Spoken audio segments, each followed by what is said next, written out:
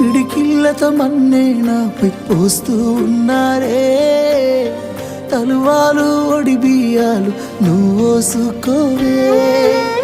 ఈ మన్ను పరుపులనే పడుకుంటున్నానే. ఆ పూల పరుపులను హాయిగా నిదరోవే. పైసా పైసా అన్నాడు గదనే నిన్ను గన్న నాన్న. ఆఖరికి కురిసేది ఆటన సిక్కల ఆనా. పరుగు పరుగు అంటూ తీస్తిరి గదనే పరుగు. పానం పోయినంక మోగేదే డప్పుల దరువు. ఉండదనికే హాని పిల్ల పాపాలతోని హాయిగా బతుకేను వందేళ్ళు.